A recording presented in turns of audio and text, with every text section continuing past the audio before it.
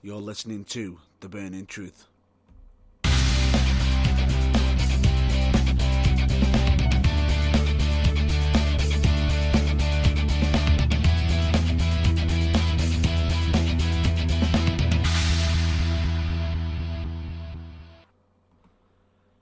Hello, good evening, good night, whatever it is, whatever time zone you're in, you are listening to The Burning Truth. Hello, ladies and gentlemen, dude and dudettes. I am your host, Matt Burns, and of course I am, as always, with, everyone's favourite professional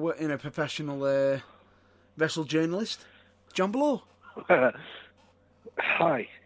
Wherever you are, never mind good afternoon, good morning, or good evening. Let's just settle for hello. How is everybody today? How is everybody today? I just thought to just do a bit of rambling. Why not?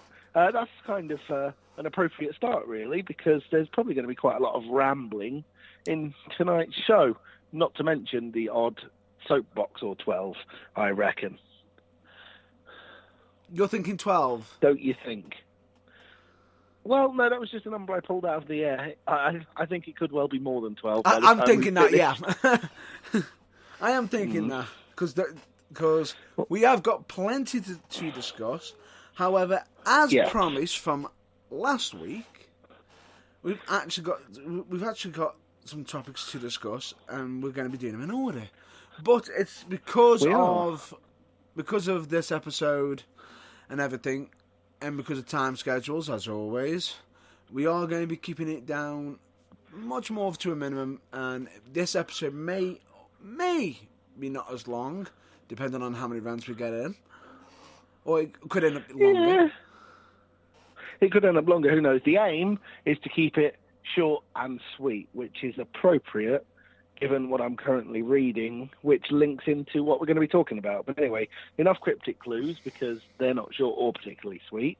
Tell us what we're going to be talking about first, Mr. Matt Burns. Well, of course, last week we actually wanted to talk. We mentioned about certain mistakes and everything, and we wanted to just bring up people who might be interested in hearing about said mistakes for wrestling. Yeah, basically what it is heaven forbid. Yeah, I know we said we were going to talk about something the next week, and then the next week we actually are. Let's try not to make a habit of this, actually doing what we said we were going to do. It might get us in trouble. But, basically, oh dear. For those of you who are long-term listeners to The Burning Truth, you'll be aware of Mr. Matt Burns' long-term love and support for Botchamania. Of course. I've got to squeeze you in, Matthew, which as always. In itself is a collection of YouTube videos, are they? I mean, I know they're hosted on more than just YouTube, but that's where they originated, right? It's got its own website, which is botchamania.com. They are on Dailymotion. They are on YouTube, but I think due to certain rules and regulations with YouTube, you can't fit on all the actual full clips because of certain regulations, because of copyright laws and everything, where you can actually have them on Dailymotion. But at the same time, he is able to get it on there, but he's having to do a little bit different, where he's having to downsize the screen and put in some certain images. It's like a bit of a ball. I see. But yeah, basically, for those of you that are familiar with the lighter side of wrestling, shall we say, and when things don't go exactly as planned. And we're not, and let's just say this: we're not just talking about the moments where you hear the crowd chanting "You effed up." No, we're talking about also as much as that. We're talking about the unintentionally funny, the what the hell were they thinking, and the downright bizarre. And if you like that side of wrestling, then there is a website just for you. Well, there's two, actually, because I've already mentioned one of them, which is botchamania.com. And what would be the other one? But the other one, which you may not be aware of, is wrestlecrap.com. Fairly self-explanatory name. It is billed as the worst of pro wrestling. It's not intended as a... not necessarily intended as a straight-up dismissal or looking down through the nose at wrestling. It's merely designed to highlight some of the more...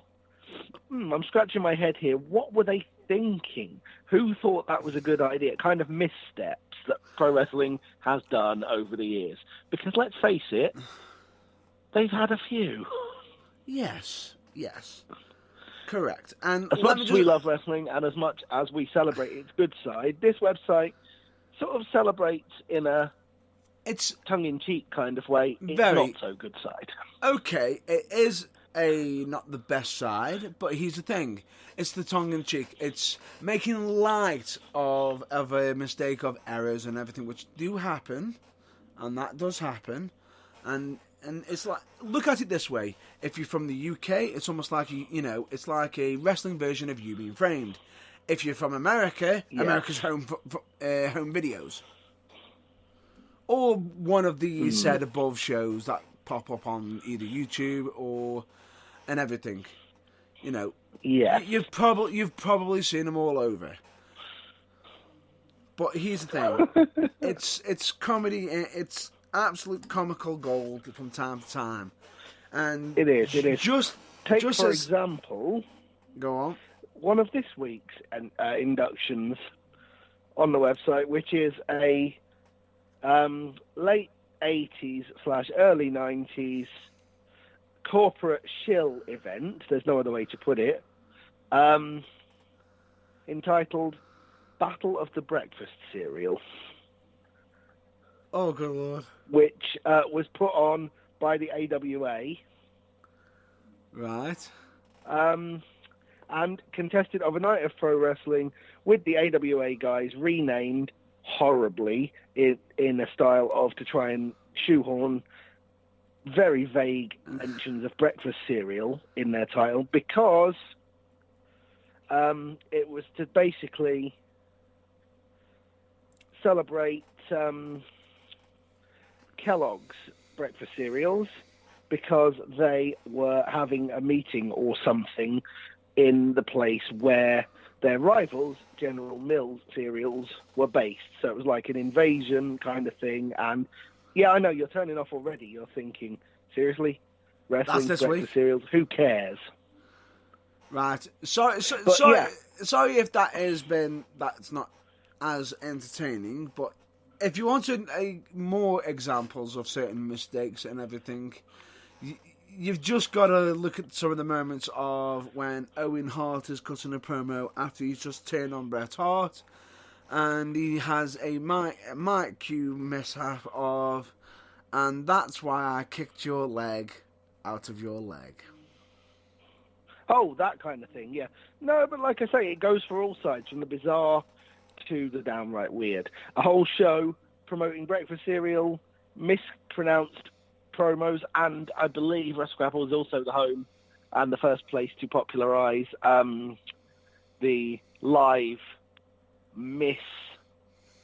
interviewing, shall we say, of Lex Luger, whose fame, I believe it was him, and also Scott Steiner, who is unfortunately and sadly infamous for certain no-nos in wrestling promo making, like not knowing what town he's in, who he's fighting.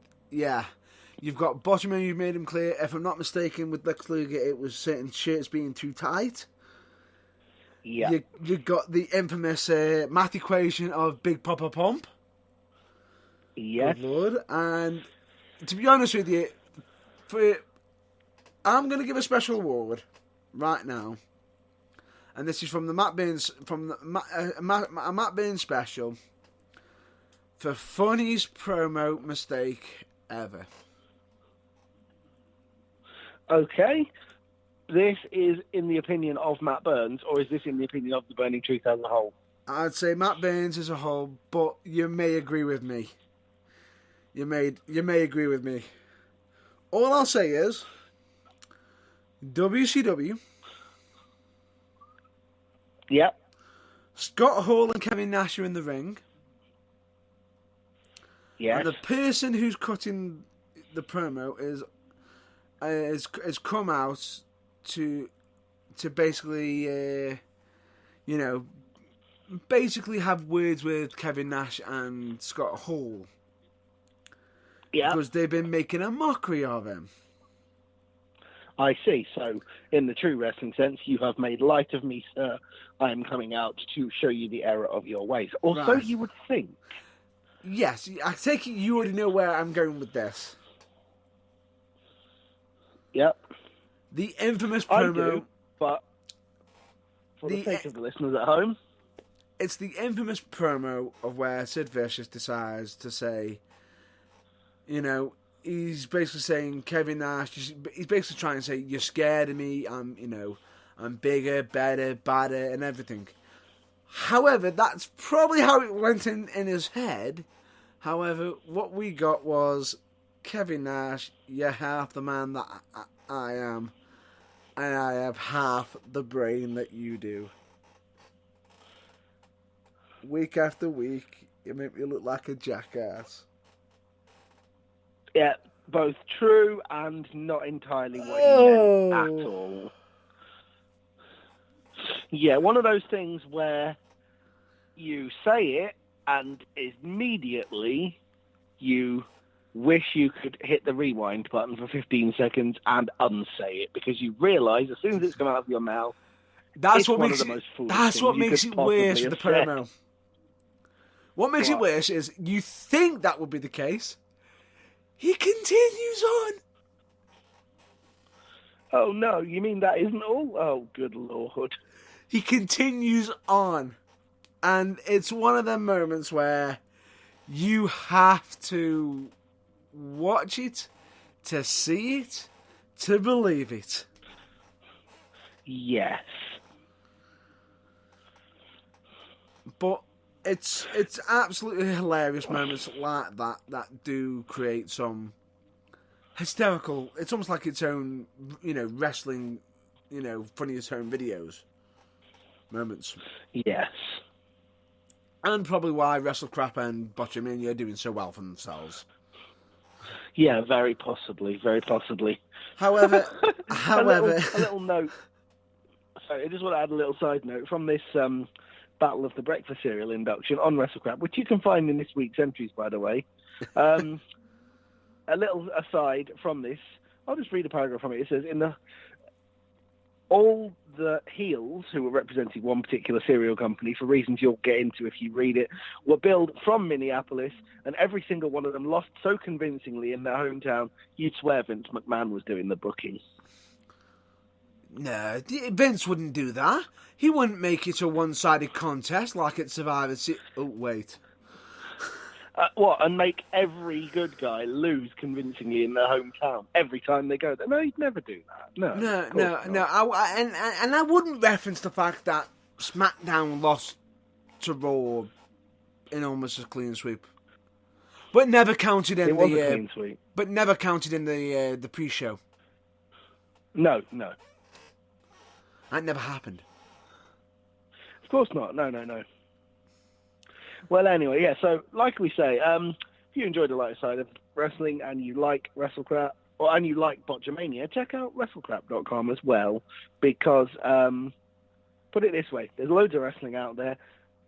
There's loads of historic stuff which you may not know about, we may have collectively forgotten about, we may have collectively had expensive therapy to try and forget. Eddie Reynolds, the guy who runs WrestleCrap, doesn't care. He will bring it back up, remind you of it, and let you have a gentle chuckle as you read all about it as well. Exactly. So yeah, it's all that website enough. It's all in the lighter side of things, and here's the thing: if you can't, as much as I know everyone's probably saying, "Oh, why are you talking about it? What? Why are you putting down wrestling?" We're not putting down wrestling. It's just the fact of, if we can't laugh at ourselves or have humour at ourselves from wrestling, exactly, then, we're not perfect, we're human, everybody makes mistakes, and if you can't laugh, you'll probably end up crying. Pretty much.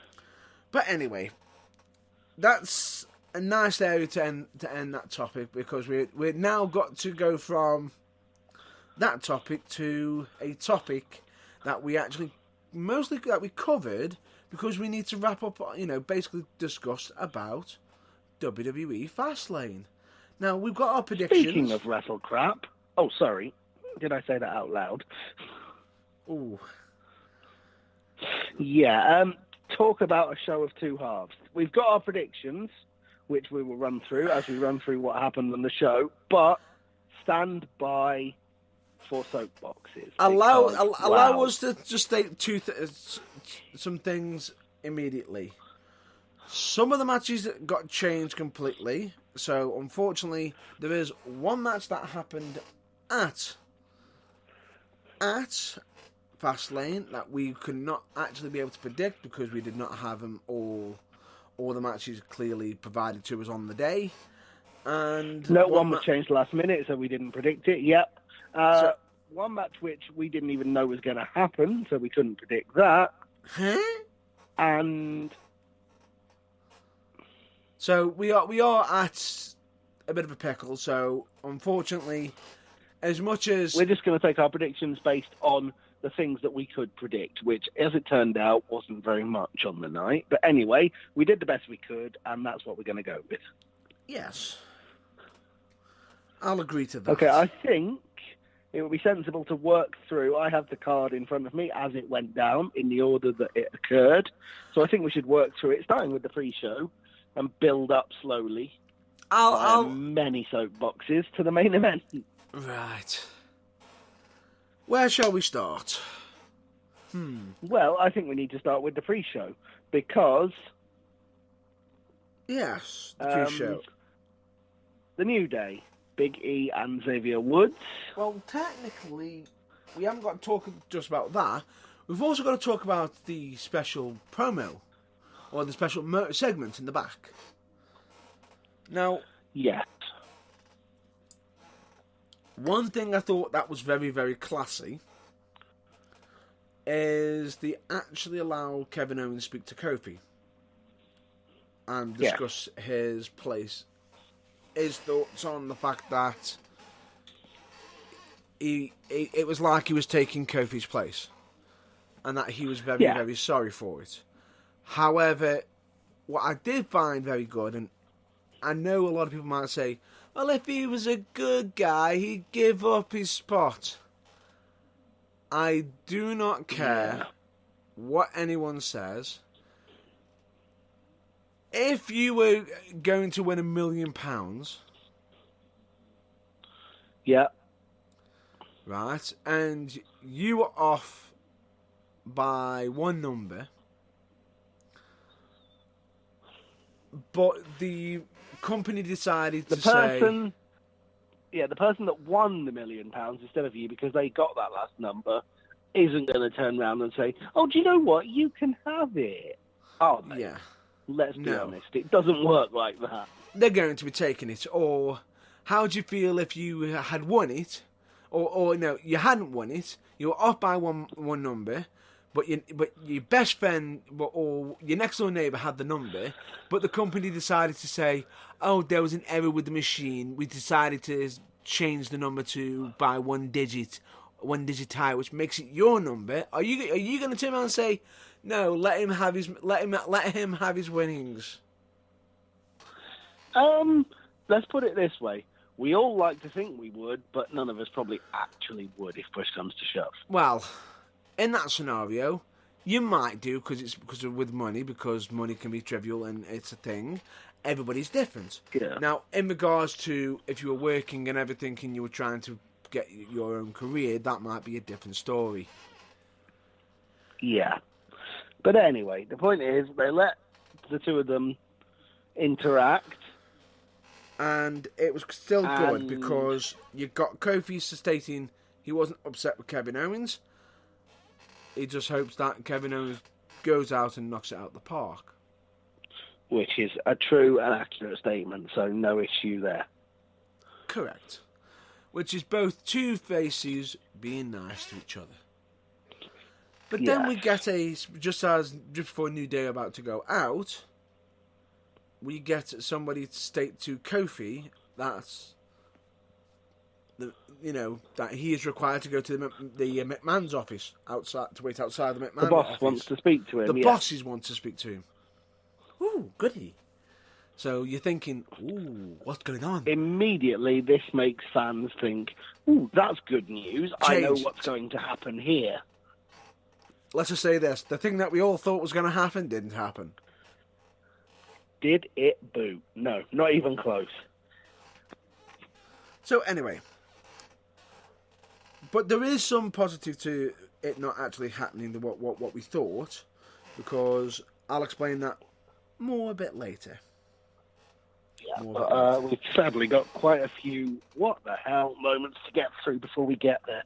Yes, we do. And But anyway, while Kofi went to wait outside Vince McMahon's office, the other 2/3 of the New Day went out to face Shinsuke Nakamura and Rusev, a.k.a. damn, we're paying these guys, we best give them something to do. Or, you know, two guys that were on the main show last year fighting for the US title. This year, shoved in the pre-show. Shoved in the pre-show. And if I'm not mistaken, another match got changed on the pre-show. It did, and it no longer took place in the pre-show. Although the setup occurred in the pre-show. Yes. Which is Andrade versus Rey Mysterio was changed. So unfortunately, our predictions of both of us picking Andrade to beat Rey Mysterio is null and void. Yeah. Because that match got changed to a fatal four-way for the US Championship, which is later on. And there will be more on that. But our prediction for the pre-show match, the only one as it turned out, was that the New Day would win. Am I right? Yes. And we both got that one right because, unfortunately, predicting that either Shinsuke Nakamura or Rusev will win anything at the moment is basically like predicting your Grand National winner by sticking a pin in the sheet of runners in the paper. Excuse me. Excuse me. How dare you? How dare you mock me for that? Oh, is that what you do? Oh, okay, fair enough. My apologies. I'm just kidding with you. I'm just kidding. Oh, that's fine. I flip a coin in whatever it lands on. Yes. I'm joking, of course. Of course, right. The first match on the main card was the beginning of quite a lot of frantic text messaging between myself and Matt Burns. Yes, that's right, technology fans. Despite doing this podcast together, we are not in the same place and have to communicate via text message. Through the power of the internet. The power of technology. And the first match on the main card was Jimmy and Jay, the Usos, defending their recently won SmackDown Tag Team Championships against The Miz and Shane McMahon. Even though supposedly there was going to be no more rematch clauses at all. At all, unless your name's McMahon. But anyway, after an excruciatingly saccharine and horrible pre-match backstage thing featuring possibly the worst actor in the history of the world, and this being wrestling, that's saying something, The Miz's dad. Before we get to that, we've got to discuss one thing. What? Well, I've got to discuss one thing because I think you might have missed it. Ready? How did you know? Because I watched the show. Go on. If I may have missed it, go on. What was it? The pre-show. My God, what the hell? Right. I understand that you're trying to hype up the triple threat tag team for the Raw Tag Team Championship. Trying to get Aleister Black and Ricochet cutting a promo. Right? I understand you wanted to get to the back. Right? All I'll say to you, WWE, is if you're going to go to the back, just go to the back. Don't put up some dodgy little screen edit of you trying to put Aleister Black and Ricochet's name together in red stylized writing and try and make it look like a tag. I know you're trying to make it look like a tag team, but it looked sloppy. It looked exactly like it was. Damn, we need to make this look like a tag team. Quickly, throw something together. We'll just get some text, style it together, and it looks like it can be done on paint. Yeah, it kind of looks like it was as out of place as what happens every time. Let's say you get somebody from 205 Live appearing on NXT, and so you spent the whole show watching and you're used to yellow and black graphics, and out of the blue, because they're a 205 Live competitor, for some reason their name comes up in purple and orange. And it just sticks out like a sore thumb. And while it's accurate, it's just like, there's no real need for it. He could have had NXT graphics. He's on NXT after all. Yes. But anyway, that aside, yeah. And take into account we haven't even got to the promo yet. Yeah. Right. I'll give credit where credit is due for the lads. They tried. They tried their best, but you're trying to shoehorn. They were trying to shoehorn. Two people who basically, besides the fact they're both crowd favourites, have pretty much nothing in common. We have one of the high flying and everything. One comes in from the sky, and the other one does striking.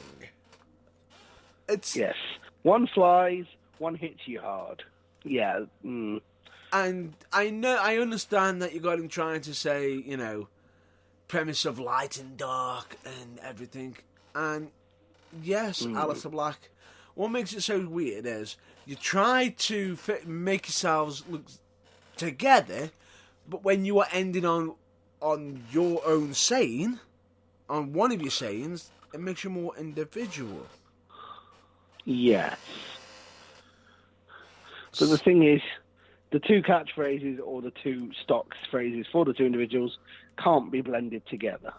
No, and it was good that Ricochet didn't really try to blend his into Aleister Black's, and they ended up just using Aleister Black's of where he says all of our opponents will just fade to black, and then you saw Ricochet do a cheesy grin. It was like... It's kind of... it's like that moment when Paul London randomly smiled after something that was supposed to be horribly tragic. Oh! It really, really was that bad. You do realise, you know that moment, what you just mentioned?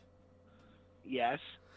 You do realise where he was caught smiling. He wasn't told about that segment, and I believe that might have been the segment that actually cost him his job at WWE. I believe if it wasn't the segment that got him shown the door, it was one of the reasons that was cited when he was let go. Yeah. Would that be the when Vince McMahon was walking out shocked? In inverted commas. When Vince McMahon was what? Sorry. Was that the night where you see Vince leaving the arena visibly? If I remember correctly, when he was leaving the arena and got in a limo, which we are then led to believe blew up with him in it. And let us just state this quickly.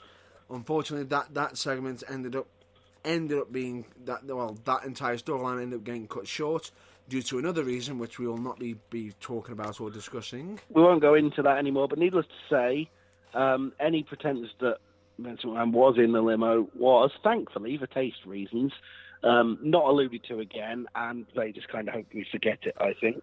Correct. However, that was the moment that sort of got Paul London. But anyway, whilst without such similar ramifications, that was kind of how out of place Ricochet smiling after Aleister Black has basically threatened to knock their opponent's lights out. Yeah. Oh dear. Anyway, just as an aside, while we just cut back to the match, am I the only person that really, really, really, really wants that team to be called Blackochet?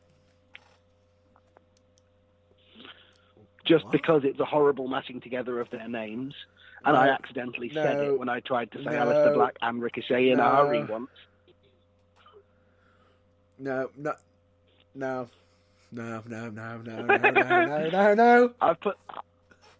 I've planted that seed in your mind now. It's not going to go away like it hasn't gone out of mine for 3 weeks. I had to share it with somebody. Thanks, listeners. Why? Why? Because it couldn't just ricochet round, pardon the pun, in my head for the rest of the time. I had to get it out there. What's going to be next? Anyway. Fade. What's going to be next? Fade to fly.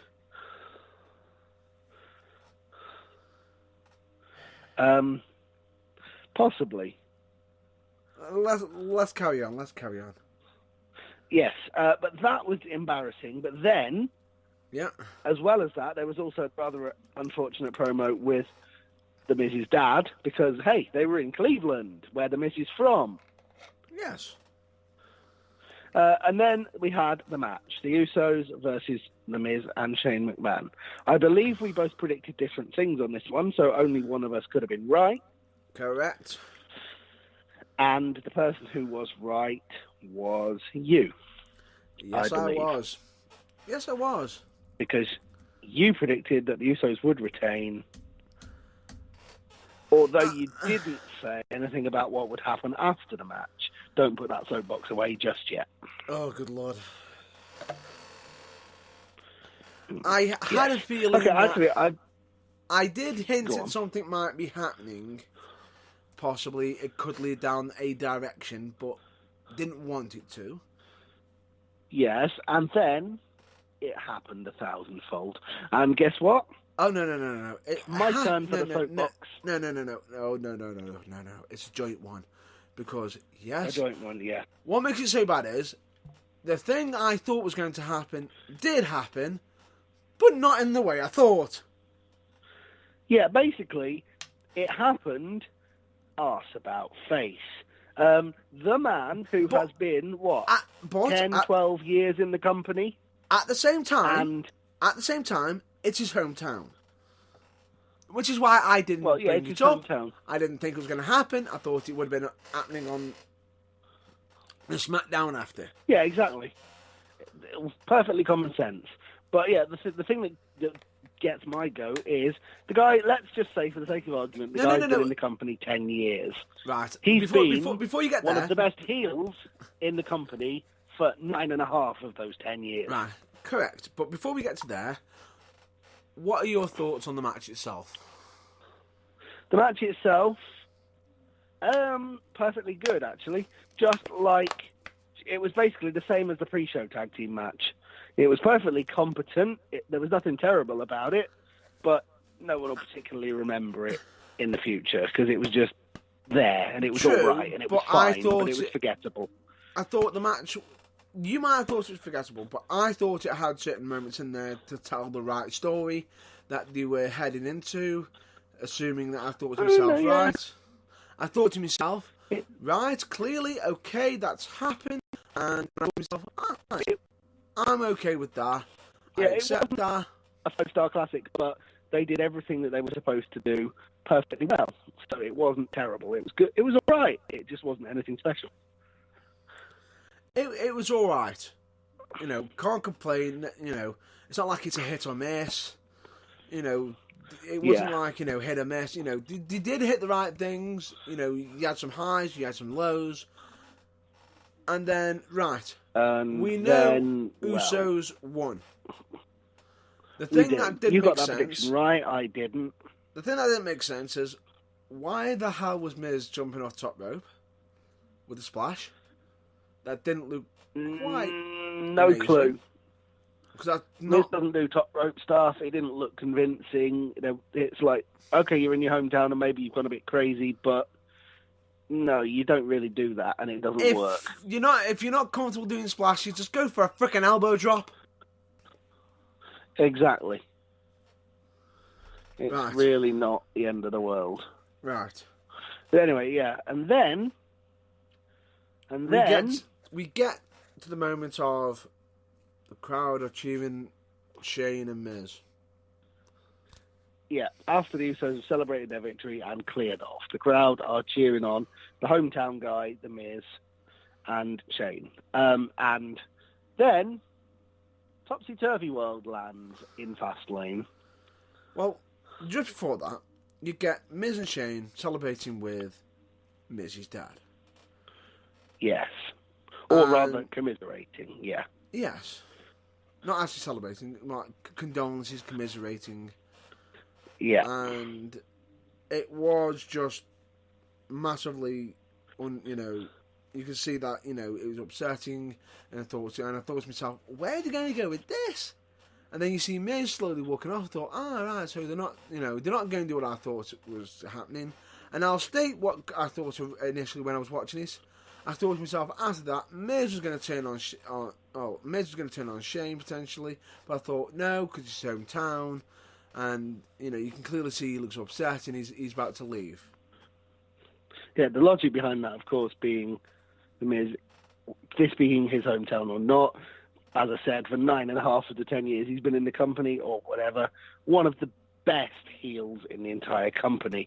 So if anyone's going to turn on anyone, it'd be him reverting to type and turning on Shane McMahon, you would have thought. But with it being his hometown, no. you probably think, save that for another night, but no. They ended up having a turn. No. Yes. I'll let you explain this before... Oh, thanks. You want the steam to come out of my ears, do you? Yeah. For reasons... I'll let you start up the steam, because I'm just going to let mine just boil and fester before I unleash it. I see. For reasons best known to themselves, possibly they will justify it because it was The Miz in his hometown with his dad in the front row, but Shane McMahon turned on The Miz and beat the living daylights out of him after the match. Why? Seriously, if anyone was going to turn on anyone, as we've gone through, you would have thought it would have been the other way around. It being his hometown or not, The Miz is so good at everyone hating him, if anyone could get his own hometown to boo the living daylights out of him, you'd think it'd be The Miz. But no. Apparently, in Topsy-Turvy World, that's not how they do things. It's not bad enough that, as alluded to earlier during the WrestleCrap segment, hey, you're in your hometown, guess what, you're losing, pal. Not only that, he gets his tag team partner beating the living daylights out of him to put the shitty icing on the shitty cake. He's had a bad day, let's just make it worse. Yeah. Now, it's like, there's already a clamp on my Corvette, and now Austin filled it with cement as well. Jesus wept, is it going to get any worse?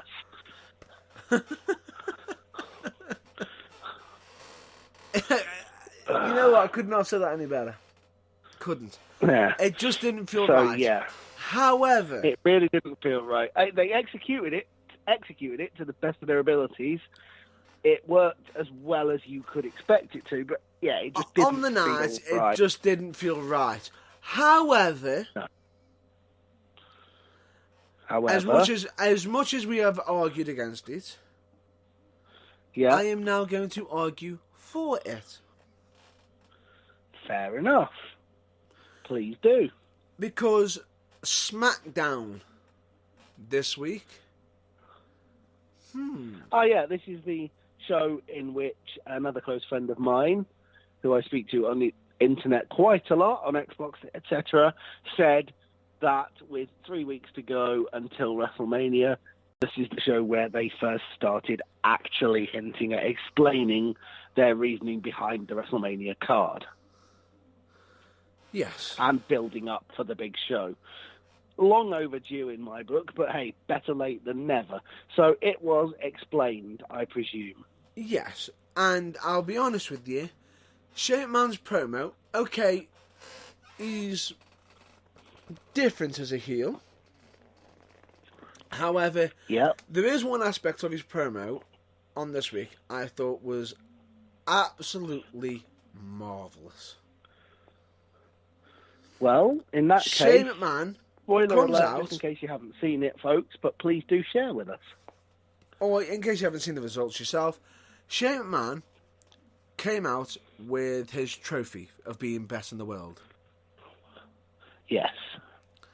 And as he was coming to the ring, he had even the ring announcer announcing him as best in the world.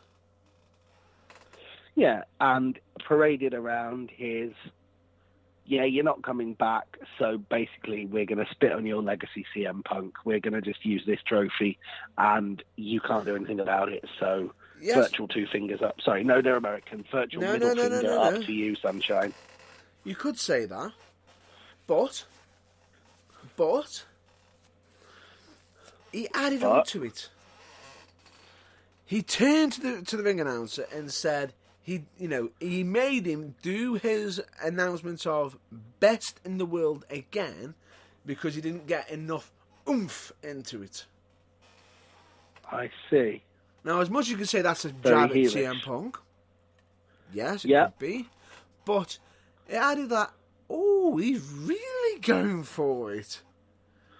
Yeah, which gives it a bit of depth, which, let's face it, a bit of depth, a bit of realism, much needed in this situation. And then he then even turned around and says, the reason why he did it is because Miz was losing. What the hell? And everything, he poured, he poured this in, in his believing in his dad, what his dad believes in. It's like, I am the best in the world for a reason.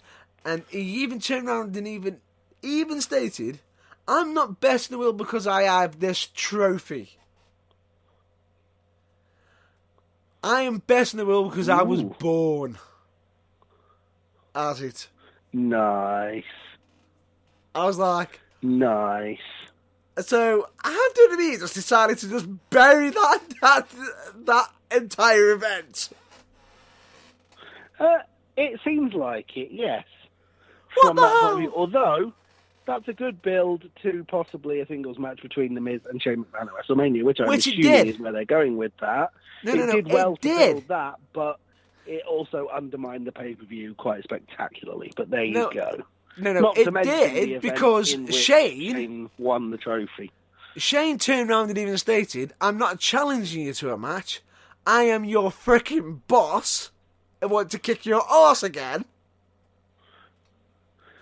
Yeah, basically, I'm not challenging you. I'm the boss. I make the rules. We're having the match, whether you like it or not. Yes. Because I'm going to enjoy beating you up again. We've got abuse of power. So now we've got 2 heel authorities. Well, 3. Wonderful. Yeah. Maybe about 2 abuse or 3, maybe. But it just didn't make sense. Yeah. No. It didn't. But anyway. No. But anyway. But that was that. Okay, you're currently 2-1 up on the predictions. That I am. Because we both got a point for the pre-show, so that's 1 each. And are you ready for this? Yeah, go on. Unfortunately, because of that, you can't beat me. Because we predicted exactly the same for every single one of the rest of the matches, didn't we? Yep, we did. My congratulations, or as I like to say, when people beat me in races on Forza Motorsport and Xbox Live, confaculations. But take into account, I only beat you by 1. So that's nothing to brag about. Yeah, I know. Yeah, exactly. But anyway, let's continue. The third match on the card, well, the second match on the main card, was less than 7 minutes long, which is ridiculous, for a WWE SmackDown Women's Championship match. Frankly, it had only just got going, and I was like, "Oh, is that it? Oh." But on the plus side, at least if I'm not mistaken, on a pay-per-view. If I'm not mistaken, I had to rewatch that match. Right, apologies for that. It sounds like I've got a bit of a busy day, a busy line. Wow, yeah. Ladies and gentlemen, talk amongst yourself for a moment. Mr. Matt Burns, are you going to answer that? Or are you it's already sorted. It's already been answered. It's already been sorted. Don't worry. And, oh my God, there we have it. I should be on WrestleCrap soon. I knew you'd find a way to shoehorn us in there somehow. How the hell did it? Wonderful. Hey, RD. Great timing. Is right for the picking. Great timing. What a great week for that to happen. Absolutely. Right, where were we? Oh, yeah. Let me just state this, though. Let me just state this out quickly. I will just state that mistake was not actually planned part of the show. What the hell? Yeah, believe it or not, I only own one phone, and I'm using it to talk to Mr. Matt Burns. So that was not me pranking him. However much you may not believe that, it is the God's honest truth. That was in no way case. That was a complete fluke. But anyway, let's continue on. Asuka versus Mandy Rose. Yeah, on the one hand, Yay! They've remembered Asuka holds the Women's Championship on SmackDown and got her to defend it on a pay-per-view. On the second hand, it was short of 7 minutes long. The storyline that they had in mind was not all that great. They did their best with it, but it was a bit clumsy, and you could see it coming a mile off. Yeah, we both picked Asuka. That happened, and what was so weird is the first time it was happening live, I went to the bathroom. I'm not saying Came back and it was over. It was already on the next part. I was like, what the hell had happened? Yeah, you were expecting to be able to... You were expecting this not to be a pre-Women's Revolution length women's match. You were expecting to actually be able to go for a pee and come back and it to still be going on. As would anyone, really. But no, none of that happened. I am not in any way stating that match was a bathroom break thing. Match at all. No, I am simply... Neither am I. I am simply stating that you expected it to go on long enough that should nature call, as it did for you, you can nip there for a minute and a half, come back, and it would still be going on because they'd still be telling the story. But that was not the case. No. And I will state, I did go back and watch it. The match was... It was good for what it is. I thought it was pushing Mandy Rose into that main event segment that Mandy Rose is capable of, which is unfortunately a little bit perhaps below the station she's currently been pushed into. I mean, yes, she's improving week on week. She has been, maybe she has been improving. Not a championship contender yet. Correct, but it just seemed like it was more shoehorned in.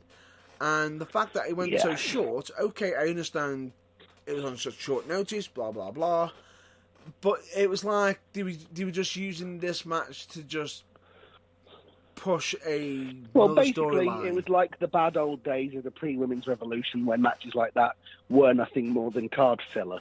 And that's not on anymore. And WWE knows that, so I don't know what their excuse it wasn't that. It felt like as though it was like they were pushing a storyline more than the actual Women's Championship. Yeah, and that's not really on either, unfortunately. And it came across. Correct. It was disappointing, all right. But anyway, we have to move aside now. Asuka defeated Mandy Rose because the third match on the main card. No. Asuka beat Mandy Rose. This was due to some miscommunication, which ended up to how can we say, frayed tempers between Mandy Rose and Sonya Deville after the match. Correct. Which Sonya Deville ended up having a match against Asuka on SmackDown. You know, the match that everyone said should have happened, and they give it on SmackDown. And it was not as long. And that one ended up happening almost the same way, with a mistake happening from Mandy Rose's part that ended up costing Sonya Deville's chance. Yes. And which has... let me just state this. The reason why I mention this is because they are doing a storyline now where they are possibly imploding Mandy Rose and Sonya Deville. And they may possibly no longer be a tag team after... now, effectively. However, due to that storyline, the match going forward for the SmackDown Women's Championship, originally, it was supposed to be rumoured to be Asuka versus not Mandy Rose, versus Lacey Evans. Now, let me just state this. As I stated, this is only rumours, speculation, and everything. This is not... Which cannot be... 100% fact. Quantified. No, it was just what people have said it might be. But now, that's not going to be happening. And, again, rumours, but based slightly more on potential fact this time, is what? Now that it's a triple threat match. It's going to be a triple threat between Mandy Rose and Sonya Deville. Yes, which I think would be a very interesting match. And absolutely. At the same time, this also protects Mandy Rose and Sonya Deville, because if WWE don't think they are ready in the main event status, at least the triple threat could actually probably cover up anything that might not look out of place. Yes. And I think that is smart booking. It is. And while I don't wish to cast aspersions on Mandy Rose or Sonya Deville, they are learning as they go and they're both improving. They may not be ready for that level yet, although they will get there. Performances suggest they will get there. But Evans definitely isn't. So the current match prediction is a much better bet. Rumour has it that supposedly WWE, that management might have actually soured on Lacey Evans. Or to give her full name, Lacey. Oh God, change the channel, Evans. And this might be having to do with some of the moments, the reason why instead of her actually coming out and speaking, it's supposedly they might not be as happy with the promo that was supposedly cut from the Royal Rumble, and since then they might have had change of plans, which is why she has been doing her silly entrances. Get everyone annoyed, leave again routine, which winds me right up. But then, this is WWE. I get the feeling that might very well be the idea. Who knows? What makes me laugh, and this is going to be a nice segue to fit into the next match. You get Lacey Evans, who's getting entrances on either Raw and SmackDown, to have time to walk out, show her face, wave, and leave. Whereas the frickin' Revival are having to ask for a full entrance. Are the Raw Tag Team Champions. They have to actually go on social media and beg for a full entrance. And, we've got a soapbox about that as well. But first, there is one match in between, actually. Yes, but before we get to the soapbox out, but we'll keep it out for the It's Revival out, match, it's out, because but anyway. Both of these are, oh my goodness me. Right, the next match was led on from a backstage segment. Which all started from the pre-show. Indeed. Now, do you remember when we mentioned Kofi? Of course they do. Of course. They don't have goldfish memories, our listeners. They're quite helpful, resourceful folks. If they didn't remember by themselves, I'm sure they wrote it down. Correct, and I'm pretty sure, even though the WWE might think otherwise. Yes, wrestling fans don't all have 10-second memories, no. No, they don't. So we're not going to insult their intelligence. Yeah, we return to the backstage area where the New Day, Kofi is still Big waiting. E and Xavier Woods, re-confront or re-meet up with Kofi, still stood outside Vince McMahon's office. To state, they haven't called him in. Yes. At which Big E, quite rightly, says, well, that's not on, knocks on the door and basically opens it and says, right, go in. And they storm Vince McMahon, at that point, says, where are you? I've been waiting for you an hour. Even though it was clearly expressed on the pre-show that Kofi was told to wait outside.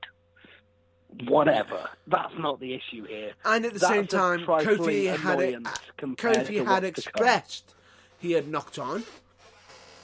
Yes. And then they decide to make a special announcement as you get New Day demanding Kofi to be in the match. And he's like, whoa, whoa, whoa, whoa, whoa, whoa. Yes. And then the fountain water was royally pissed in. Because Vince McMahon made allusions to there being a triple threat match. Yes. Although nothing more than that. No. All the fans hoped up. The WWE Championship is a triple threat match. Yay! And that Kofi will be having a triple threat match right now. Yes. People putting two and Nothing two but together. fans to overexcitedly put two and two together and make a large bucket of elephant shit. Which is what Now, the following at this match point, I'm basically thinking to turned myself, triple threat. They're doing the WWE match. Now, what the hell? into. Yeah, third match on the card, WWE Championship. Really? And of course, no. That isn't what we got at all. Care to explain? Yes. Kofi excitedly went to the ring. It was then announced that instead of the promised and hoped for triple threat for the WWE Championship, Yep. Kofi Kingston would face a handicap match against both members of, well, they're in the back and they're in their gear and they're not doing anything. Shit, throw them out there. The Bar, Sheamus and Cesaro. To the absolute collective 15,000 of the audience, jaws hitting the floor, I'm sure. Now, I understand. I'm thinking to myself, if the Bar lose this, they've gone through the floor, and Kofi's going to be like a megastar. If Kofi loses here, okay, it's not as bad, but it's like, really? Yeah, basically, there can be no winners from this. And so it turned out. After about 4 minutes of beatdown, just over the 5-minute mark. Oh, and the New Day were banned from ringside. Beaten. Oh, yeah, for reasons best known to Vince McMahon, the New Day weren't allowed to be at ringside. So the Bar, Cesaro and Sheamus, defeated Kofi Kingston in just over 5 minutes in a match that screamed filler, that screamed, what has Kofi done to annoy you, Vince, and that generally just took this show one further notch up what the fuck creek. Yes, and the only thing I can think of, they are doing this to make it look more special and magical for when it eventually, if Kofi will have a match, but I'll discuss that later on a bit more. Indeed, but seriously, coating something in 8 tons of elephant shit doesn't make it look magical or special. We just point that out. I understand that it looks like they are shitting on Kofi from a great height. Are they ever? But the fans are getting behind Kofi more and more. Now, I know he is. It looks more like he's trying to fight the system, but we've already got another wrestler who's fighting the system. If I'm not mistaken, a female red hair. Indeed, we don't need anyone else doing it. One person doing it's enough. And this match didn't really do anything except fill 5 minutes of our life that we're never going to get back. Yeah. Segueing into 5 minutes of our life that we're never going to get back. Wait. Guess what? And then to make it worse, you've just killed any momentum that Kofi had. On top of that. Yes. Absolutely murdered it. It's gone. Yeah, as I said, that was 5 minutes of our life that we'll never get back. To segue into it, the next match featured the Revival. And they got an entrance. Yay! And they got 5 minutes of their life they'll never get back as well. Because during their prolonged entrance, when their whole entrance music played, WWE did their introduction of the International Announce Teams bit, while the Revival stood awkwardly in the ring and listened to the 1.5-minute end bit of their entrance music that nobody ever normally hears. Really? And in the gorilla position, Vince McMahon was probably sat there chuntering to himself, "There's your entrance, damn it! You got a longer entrance! You're not getting another one. There it is. Enjoy it, you ungrateful bastard." There's your full prolonged entrance! Yes. So, yeah, the next match, the Revival, featuring the entrance they've always asked for and the one they didn't know they wanted, including the International Announce Teams being introduced, versus the thrown-together tag team of Blackachet. Yes, that is their name. I've decided. It's official. No, Black and Ricochet. Oh, my God. And Ready, Willing, and Glorious, which is the tag team of Bobby Roode and Chad Gable. Is that the official tag team name? No, but it bloody well should be. I thought it was something like Team Glorious or something. I think it is Team Glorious, but yeah, It really should be Ready, Willing, and Glorious, based on Gable's previous I actually like that catchphrase, but never mind. I'll allow that. Ready, Willing, and Glorious. You don't like Black O'Shea, but you like Ready, Willing, and Glorious. I'm 1-1. I'll take that. I'm even. I just feel as though whenever you're mentioning that other tag team name, as though I'm pausing. Please don't mispronunciate it. Please don't say anything wrong. Please. I totally get where you're coming from, but don't worry, I won't. I will not be saying it again, just to avoid that. Don't panic. Anyway, this match, complete with the entrance that the Revival have been begging for, the thrown together tag team of two really capable guys who don't need to be in a tag team, but for some reason they are. Yep. And Aleister Black and Ricochet. Zing! See what I did there? No, Aleister Black. You thought I was talking about them. I was talking about Rude and Gable. Could apply to either. Although it can apply for Rude both, and Gable because are at least making an effort to wearing the same outfits and looking like a tag team. Yes. You know? Anyway, those three teams, those 6 guys, all perfectly capable, know what they're doing, had a fantastic match, and the Revival won. Shock horror. What? By using their finisher, the Shatter Machine. Anyone remember that? Yeah. Yeah. I was surprised. And getting a clean win. Everyone was very pleased that they won, and then they weren't allowed to look like winners even for a second. God damn it. Heard enough of their entrance music. God damn it. Cut that shit off. Yeah, beat them up. They are the Raw Tag Team Champions. They won a match on a pay-per-view. A match on pay-per-view. Then they get the living snot beaten out of them post-winning. Yeah. From the 2 new golden boys of WWE, Aleister Black and Ricochet, for reasons unknown. I understand that you want to put your new guys over, which is fine. But at the expense of your champions? Really? You had another tag team there! Yeah. Wow. So, holy cow. This pay-per-view, at this point, was thoroughly descending into farce, and myself and Matt Burns were both frantically texting each other going, what in the name of Satan's armpit are they going to do next? I think this is the fast lane where they should have put on end of the line. Essentially, yes. However, the plus side is the pay-per-view took a turn for the slightly less surreal and slightly more sensible from this point on. Because the next match was another fantastic wrestling match, which was, the change was announced in the pre-show. Originally, Andrade versus Rey Mysterio. Thanks to, I believe, Carmella trying to petition to get R-Truth in the match. And Samoa Joe interfering. Well, trying to get R-Truth in a match against Samoa Joe. In a match against Samoa Joe, and Samoa Joe basically saying, yeah, anytime. Whatever.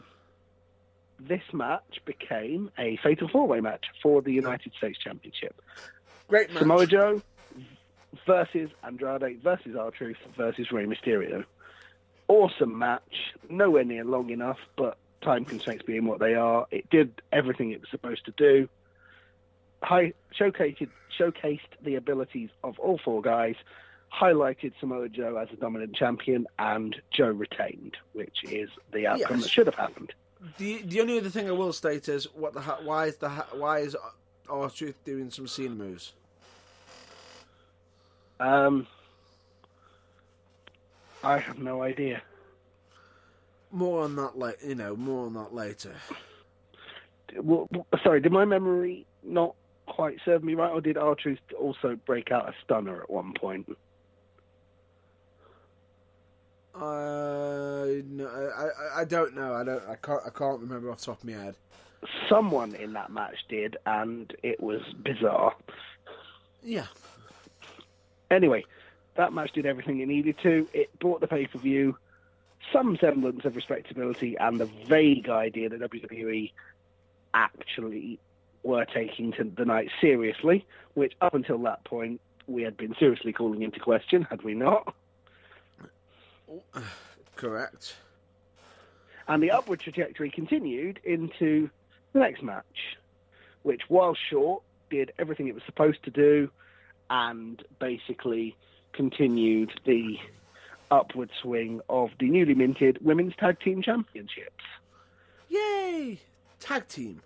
In which the champions, Bayley and Sasha Banks, speaking of tag team names that I don't like, because you don't like the one I invented for Aleister Black and Ricochet, I do not like the name that Bayley and Sasha Banks have invented for each other. Boss and Hook Connection? No, but unfortunately it's sticking. And do you need a hug? Two, yes, but not from you, thanks. Anyway, those two, Bayley and Sasha Banks, successfully defended their Women's Tag Team Championships against Nia Jax and Tamina. As I said, in a match which was far too short, but which did everything it was supposed to, and continued to get the titles and the inaugural champions over, which is cool. Over. However,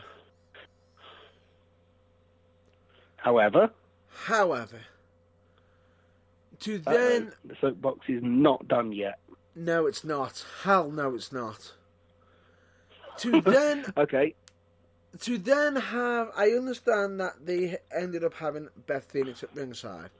I thought to myself, okay, that's fine. Pay-per-view, we thought, interesting idea. To then, after the match, the champs retained against the uphill battle. To then have the uphill battle to completely demolish the tag team champs straight after the match. So having just they're lost, not done. Yeah, they're not done with them. No, and for them to start some trouble with Beth Phoenix. Yes, I understand the desire to try and assert that Nia Jax and Tamina are an unstoppable force who do what they like, which it might be somewhat difficult to believe them having just lost again. But, yeah, they didn't exactly handle this in the best way. So then they have them demolish Beth Phoenix, who is in the Hall of Fame, to then... Yeah. Natty Night teasing for Beth Phoenix to return, maybe? Possibly. Who knows? But then Natty's come down and try and make the save, to then get beat down. Natalya to also get beaten down. Yeah. And for two heels to come out on top, despite the fact that there were now four faces in the ring that could potentially all fight them at once. Yeah. Now, yeah. Wrestling logic failed there. I understand that you're trying to make them look like dominating forces. But yeah, that doesn't work because they just lost. They just lost. But, okay, it was a roll-up, but they lost. Yeah. Yeah, so it kind of defeats the point just a little bit. It does, and yes, I can understand that you can get caught out and be angry about it. Then focus on the frickin' tag team, not you stop blah blah blah. Yeah, it's counterproductive. It doesn't do anything but detract. Yes, which WWE has been known for going from. We got this storyline. Now let's just add some context, dilute, got more context, add in this, add in that, more content. It doesn't need any more content. But to add more. The basic storyline does the job. It doesn't need embellishments or bells or whistles. Just take it for what it is, leave it alone, let it do what it does. What they but should have WWE done at the moment seem incapable of doing that. What they should have done is have the Boss and Hook connection, roll up, do everything they want, and get the hell out! Yes. Exactly. You just beat a dominating force. Get out of there! You know, schoolboy, roll up, get the fuck out of there! Celebrate on the ramp. Be done. Be gone. That's all you need to do. Correct. I completely agree. Right. After that, we got after having been teased that it was going to be on 4 matches ago, we then got the triple threat match for the WWE Championship, which led to the crowd going, what the? When it is an actual triple threat. As a triple threat match, despite the fact that, well, it was fairly obvious that Kofi Kingston wasn't going to be involved. So the question was, who? Who? All right, very New Day, but I can't do it that high pitch, so we're just going to have to assume that I'm doing that. Who was going to be the third man? Well, Daniel Bryan was there. Luckily, no longer Eric, now just Rowan, came out with him, so that discounted him being the third man, which is, frankly, a good thing. Kevin Owens came out, and then a theme tune hit. An entrance music hit. One which I really like, but which, I'll be honest, even now, for the first 10 seconds until my brain clicks, it always has me going, oh, that's a really cool tune. Whose is it? And I'm clicking my fingers together virtually. And then Mustafa Ali came out and answered that question for me. And I was like, him. Okay. So, on the one hand, WWE have got that right, because that rights the wrong of him not being able to compete in Elimination Chamber and being replaced by Kofi Kingston. Yes. But on the other hand, why does Kofi need to be continually shafted, and why was Mustafa Ali just randomly handed this chance again? So, Yeah, supposedly, someone who's just come from, the Cruiserweight division. Yep. Onto SmackDown Live is more material than Kofi. Yes. Well, anyway, logic flaws aside, because by this point I was very tired and, well, the first 5 matches of the night had basically led me to absolute logic meltdown. This was the longest match on the card so far, and far and away so far the best. A great match. Actually, no. Just like a notch above the United States Championship Fatal 4-Way, but it was a brilliant match. It did everything it was supposed to do, and Mustafa Ali coped admirably well with being in the Rey Mysterio position. Yeah, when he got sent out after this. Someone else had done something. Let me just explain, quickly, the Rey Mysterio position. He was a face, but because he wasn't Kofi Kingston, he got booed out of the building. I thought he coped admirably well with that, and the crowd stopped booing by the end because his performance won them over, which is a testament to his abilities, to be honest. Correct. And let me just state this. Mustafa, you've just come from injury. What the hell are you doing that stuff for? I think that's one of Mustafa Ali's main failings. He doesn't have many, but that's one, is he ain't got any gears below 5th. He doesn't know how to take it easy. Taking drop kicks off the top, while standing on the top rope to land on the barricade. What the hell? Yeah. Is your name actually secretly Mustafa Foley? What's wrong with you, you nutter? No kidding. You want your career to be shortened by 10 years and to not be able to walk and the when backflips, I'm thinking to myself, and the fact that he even does the hurricanrana to the floor, I'm thinking to myself, oh God. Oh, help me! This man, he's about he's about almost half an inch of having his head smashed into the ringside. I'm like, oh. Yeah. You just got from a concussion. Stop bashing your head. Yeah, you and me both thinking that. I think Daniel Bryan probably would have talked. I wouldn't be surprised if Daniel Bryan was the first one after that match saying, "Please stop bashing your head. Please tone it down a bit. Come on, I've been down the road you've been down. It led to me having to take 2.5 years out while they decided I was incapable of wrestling because they thought I might die. Slow down a bit." Correct. And it was a great match, though, nevertheless. Yes. And I thought it was interesting how they ended up having the match ended, which was with Daniel Bryan's knee into Mustafi in midair. Yeah, that was a fantastic finish. Right up there with Shelton Benjamin going for a top rope springboard and Shawn Michaels super kicking him out of the air for an "oh my god, he's dead" moment. Or Evan Bourne going for shooting star, for airborne into the RKO. Indeed, yes. WWE is very good at those moments, and that was another fantastic one. Correct. But anyway, so yeah, that was good. And then, just when I thought, this show can't get any better. Wait. So far, by the way, we actually got this one right. Yeah. And that's including having the extra person added. Well, there you go. Maybe we're not as hopeless as I occasionally try and suggest. To be honest, it was interesting, but I'll have more to discuss in regards to that. But we are going to have to hurry up because we have been mantling on for quite some time.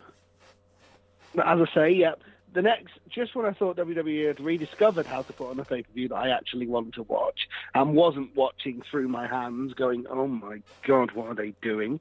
And we had another brief moment of, oh my God, what are they doing? In the semi-main event slot. 8.5 minutes of Becky Lynch versus Charlotte Flair. Old-fashioned storytelling. Becky's knees knackered. Charlotte went for it.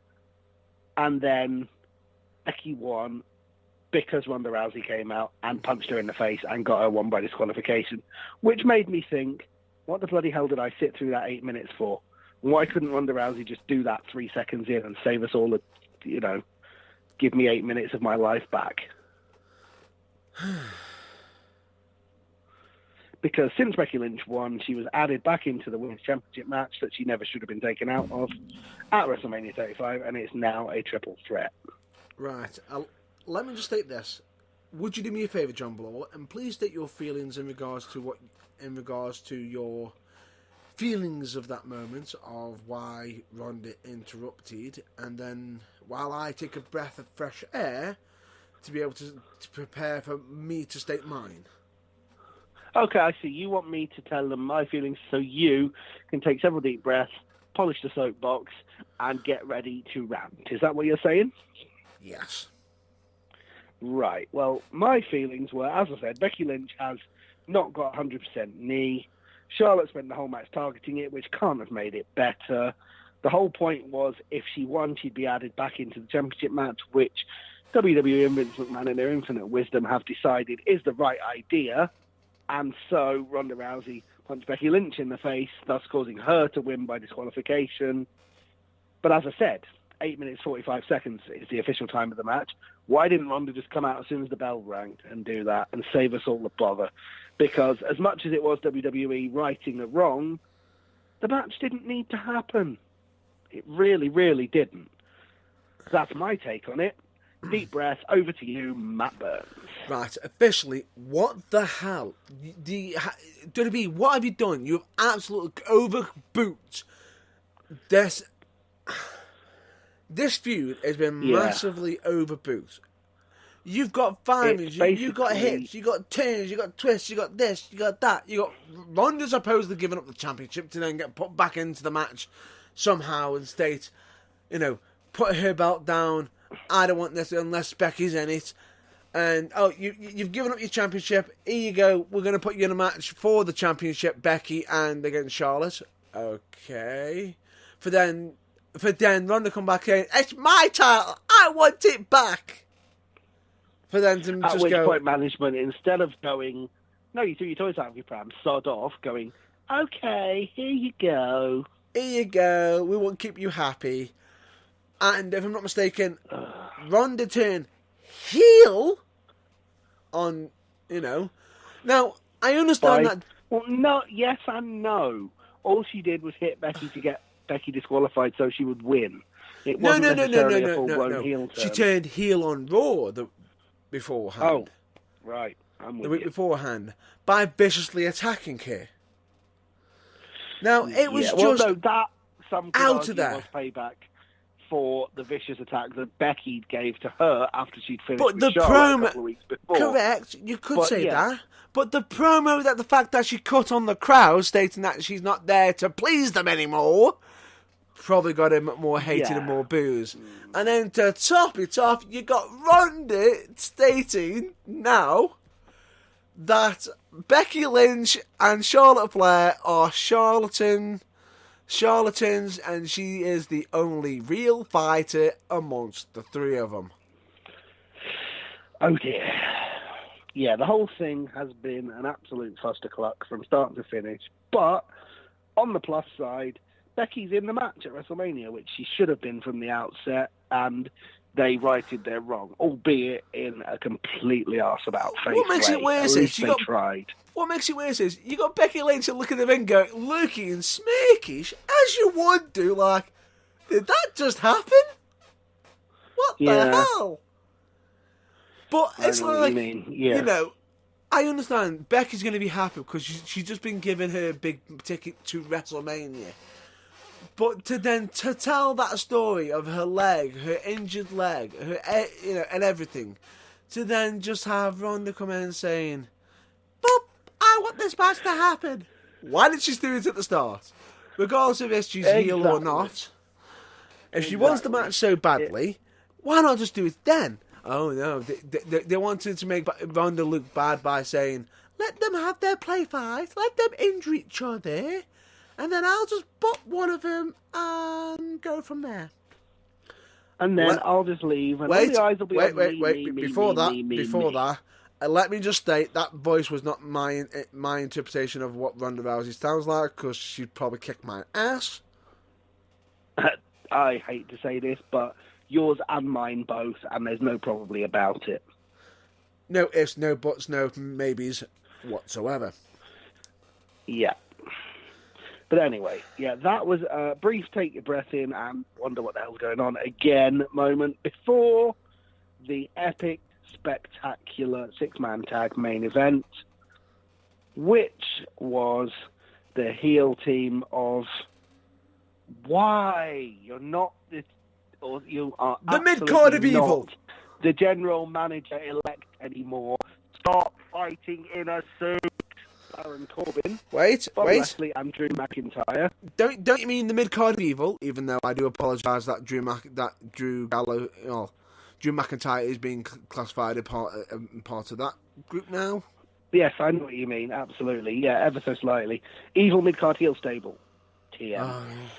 Baron, stop wrestling in a suit. Corbin, Bobby Lashley, and Drew should be in the main event picture. McIntyre, claiming that they are now the power on Raw and taking on the Reformed for, according to the promos, the last time ever. The last Dean Ambrose, Seth Rollins, and Roman Reigns. Because, well, they acknowledged it on air that Dean Ambrose isn't re-signing his contract, which in WWE in 2019 pretty much means he probably now has re-signed because, hey, why not contradict everything? I like how you did that. Yeah. Anyway, yes. Stupidity aside, Corbin, Lashley, and McIntyre actually work surprisingly well as a heel team together. Yes. The Shield are the Shield, so we know that they can do that kind of match in their sleep. It was a fantastic main event, 5-star classic. Great Shield match. won, Great way to end it. Top notch. Brilliant way to end what was an absolutely topsy-turvy show. And, oh, wow, if they'd had even half as much effort put into just, these guys don't like these guys. Sit back, let's watch them fight for the whole card. And the whole card had been as awesome as that match.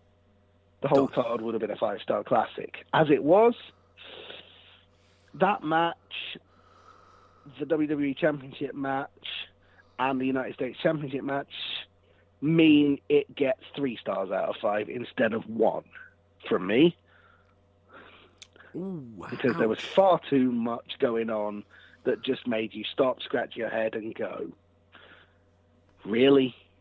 You know what? No, I agree. No. That's not just your estimates. That's also mine. So, in actual fact, I'd say that's from the Burning Truth. Really, That is basically out the Burning Truth's description of Fastlane. It felt like it was mediocre.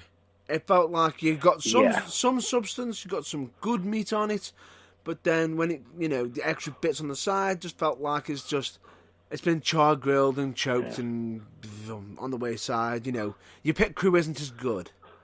Just to phrase a Fastlane. 3 spectacular and 2 perfectly good, which was the Triple Threat Raw Tag Team Championship match and the SmackDown Tag Team Championship match, if we exclude all the shenanigans, just the matches. 3 5-star classic and 2 very good matches, and 4 or 5 bits of absolute head-scratching garbage do not, as top pay-per-view, make. They make a mishmash, which is exactly what Fastlane was. But it was mismatch. The question is, did they do that to make the end moment look more magical? Did they? I'm sure they'll claim they did, but I'm really not sure. They may claim it, but anyway. Raw this week, right, I'll just briefly cover some Raw stuff, because... Yeah, that's fine, because I'm afraid when it comes to network exclusive stuff, NXT, NXT UK, 205 Live, I'm your guy. Got to be honest, don't watch the main roster. So unfortunately, I am going to have to speed this up because we have overshot by a lot of time. All I'll state is... Yeah, that's fine. So, just briefly, as quickly as you can. The Shield came out, stating their final goodbyes and everything. It was a great magical moment, but then they had Drew pretty much attacking, I believe, Roman Reigns for his match, and pretty much hitting him with a brutal Claymore that looked like it would kill Roman. He Claymored him against his head against the post, against the ring post. So, he hits him with a Claymore, so his then head hits the post. Yeah. Seth comes out. That's the out. kind of thing that you do to someone before they were going to spend a lot of time off for an injury, if you're actually thinking it through, because that is legitimately the reason that someone could spend 6 months on the sidelines. True, but no, it wasn't an injury storyline. It was just Roman Reigns. It was. They actually took him out because Seth came out and pretty much walked him to the back, and then we didn't see much of Seth and Roman for the rest of the night. But we had a very upset Dean Ambrose challenging Drew to a no-holds-barred street fight. Interesting. Which, boom, what a great main event. Fantastic main event, no doubt about it. In other news, we get Bobby Lashley versus Finn Balor. For the Intercontinental Championship. Yeah. Small aside, where was that on the Fastlane card? It didn't happen. I mean, the Intercontinental Championship, yeah. Oh, well. Do you know why it didn't happen? Why? Here's why, because what happened on Raw? Because nobody wants to see Finn Balor squash Leo Rush again. No, that didn't happen. Yeah. Ladies and gentlemen, we have a new Intercontinental Champion. Wow. Bobby Lashley. Oh, well, there you go. Because of Leo Rush. Oh, right. So he's trying to curry favour again, so he helped his but then that states to win me, the title back. What's going on there? Well, yeah, bearing in mind that when he lost the Intercontinental title, Lashley beat the living snot out of Rush, quite rightly, and however, he still helped him. There is a theory. And what would that be? There is a theory. This could, and this rumour is, this could lead to Finn Balor basically joining a faction. Oh, really? Rumour has it he is joining a faction.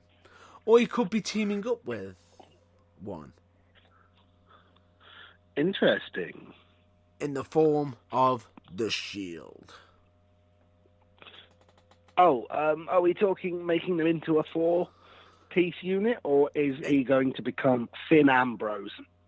He could be becoming the Finn Ambrose if Dean leaves, possibly. I see. Possibly. Interesting. kind of undermines the whole last time ever thing for the Shield. But yeah, whatever. This is WWE. I long ago gave up on that. It will be the last time. It will be the last time of that version. Yeah, obviously. I get that. You know, come on. It's not going to be like it's once in a lifetime. Oh wait, it's twice in whatever. Yeah. No, it couldn't possibly be that. Yeah. But anyway, I know what you're saying. Yeah, but the point being is speculation on that. And we'll get back to the main event now, actually, in regards... Yeah. Let's just state, that match was brutal. Okay. That's good to know. No, and I mean vicious. So are we talking about Lashley against Balor here? No, we're talking about Dean Ambrose versus Drew McIntyre. Drew McIntyre. Well... So, essentially, the two people whose nicknames are the Scottish Psychopaths and the Lunatic Fringe lived up to their nicknames. Renee's call of that match was amazing. Golden? Brilliant. Especially Fantastic. Because... That's what we need to hear. They used the heartstrings of her and Dean actually being in a relationship a part of it, because as much as you thought what he did to Roman was barbaric, that was paled into insignificance compared to what he did to Dean Ambrose, I'm guessing. Pretty much. When you've got his head in between a railing at ringside, and this is near the commentary table, and he Claymore kicks Ambrose's head while it's in the barricade. Ow! That hurt me when you told me it, so God knows how Ambrose must have felt. And you can hear the anguish. Yeah. From the commentary team. Ow. Yes, I can completely understand. No need to sell that one. That's real. That looks, straight away. It's just... Renee was proper, sounding panicked, worried, and you can see the concern. And 100% genuine by the sounds of it. Dean and Roman didn't make a reappearance, which I was surprised that Seth didn't come back, but I'm surprised that Dean got himself into it. Now, rumour has it that supposedly next week we've got no Roman, but Dean might be back. If that's the case, what the hell? Yeah, ever so slightly. If that's the case, because then that's saying, is Dean tougher than Roman? Or are they going to make out that Dean is being that much of a lunatic?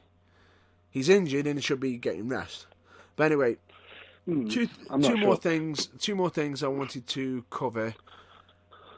And for the life of me, I can only remember one of them now. Because I just had the plugs.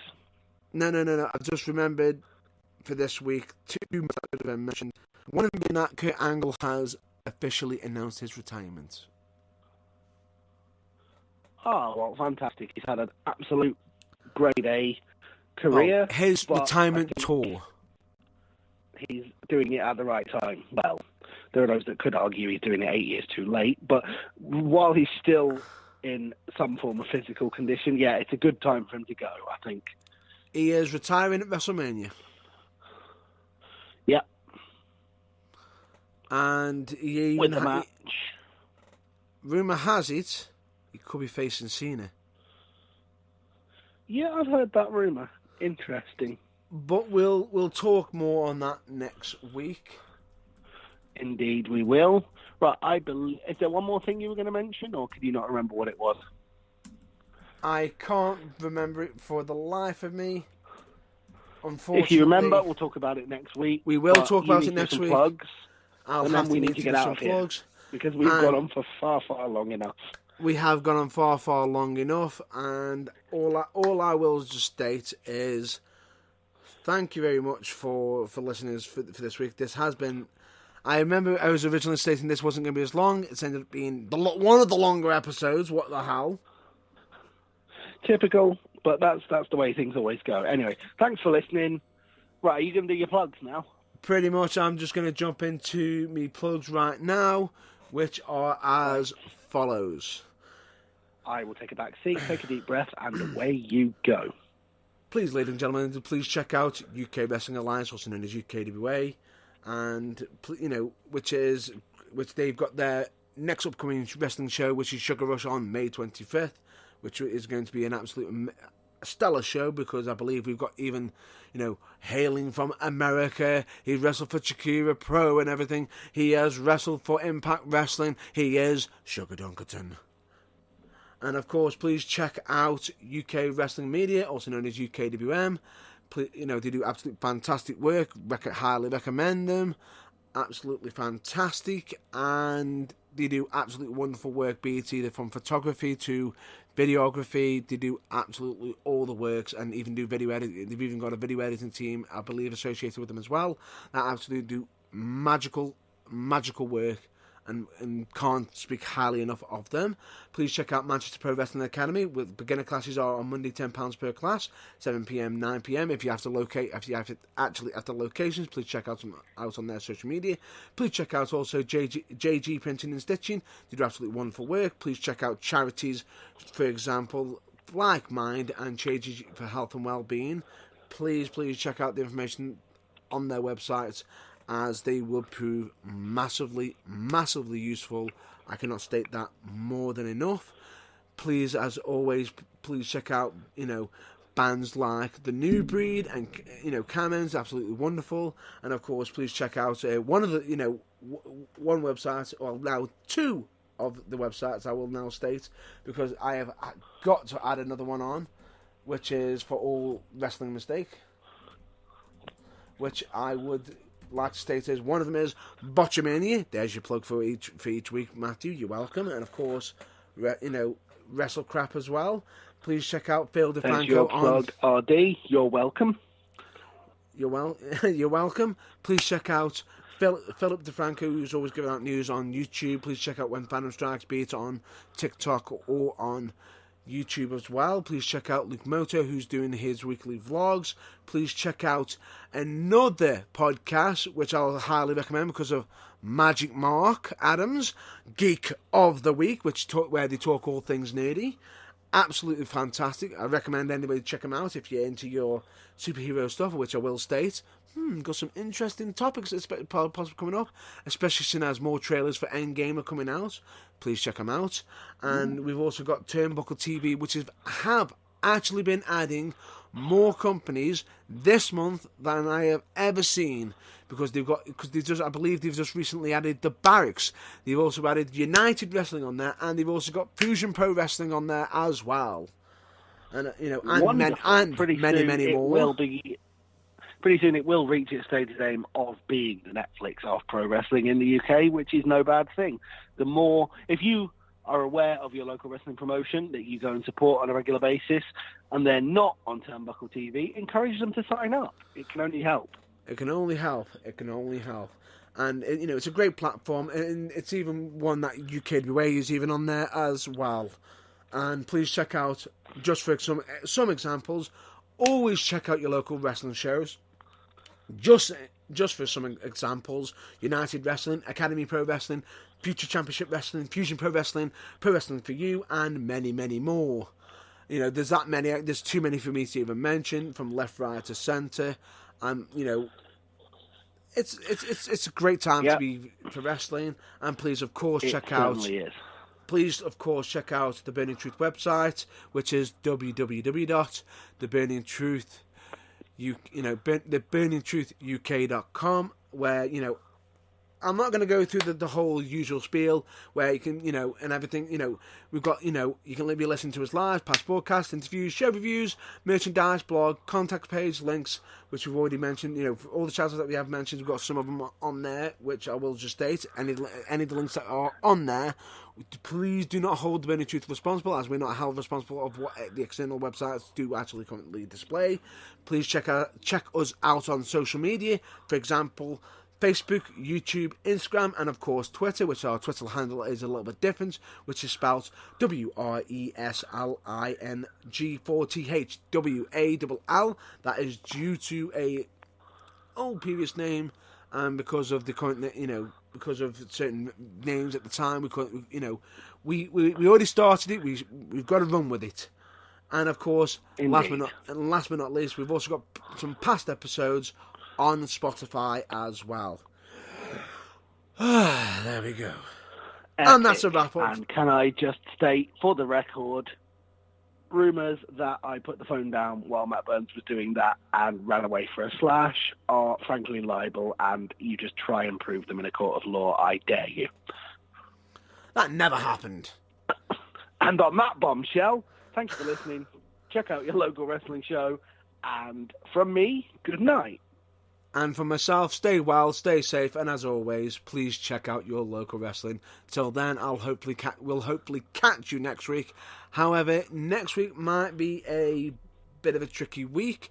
Don't know if we'll be live or not. It could be a pre-recorded episode. We don't know. But please check out our social media. We will keep you up to date in regards to that. Until then, we'll catch you next week. That's a bye from me, and probably a goodbye from John Belaw as well. So, catch you soon. Ta-ta now. Bye-bye then. Bye-bye.